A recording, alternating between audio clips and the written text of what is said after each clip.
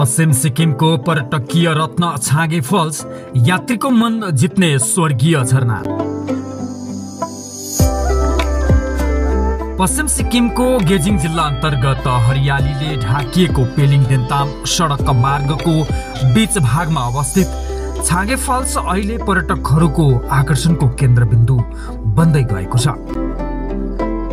शान्त वातावरण, हरियालीले छोपिएका डाँडाकाँडा र आकाशबाट स्वर्गीय धुन जस्तै झरिरहेको पानीको झरना हेर्न जो कोही पनि यहाँ पुग्ने बित्तिकै मोहित हुने गर्दछन्।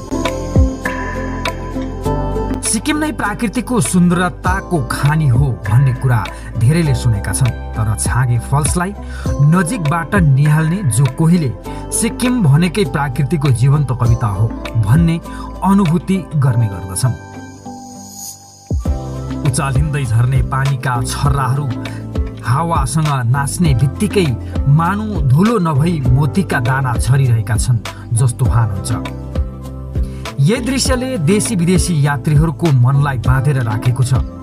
मानेबुङ देन्ताम क्षेत्रभित्र पर्ने यो झरना केवल दृश्यात्मक सौन्दर्यता मात्र होइन, यहाँको स्थानीय जीवनशैली र पर्यटन व्यवसायमा पनि आशाको नयाँ किरण बनेको छ।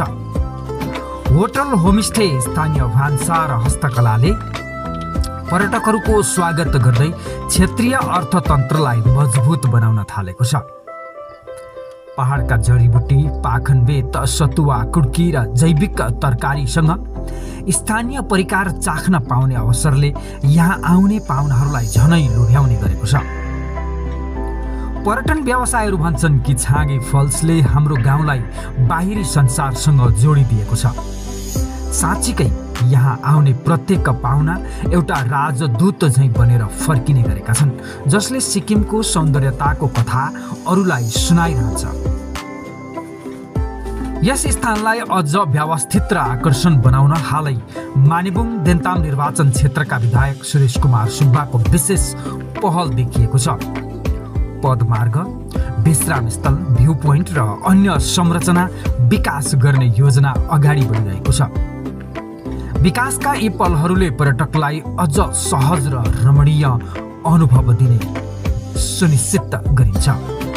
अहिले त छाँगे फल्समा पुग्ने केही युवा युवतीहरू तस्बिर खिच्न व्यस्त देखिन्छन्। पर्यटकहरू छाँगामै नुहाउने गर्छन्, कोही प्राकृतिकको सुगन्धमा हराउँछन्, कोही आफ्नै अन्तरात्मासँग संवाद गरिरहेका हुन्छन्। झरनाको अविरल ध्वनिमा मानौ आत्माले शान्तिको सङ्गीत सुनाउँदैछ। सिक्किमको पर्यटन नक्सामा छाँगे फल्सले आफ्नो छुट्टै स्थान सुरक्षित गर्दै आइरहेको छ।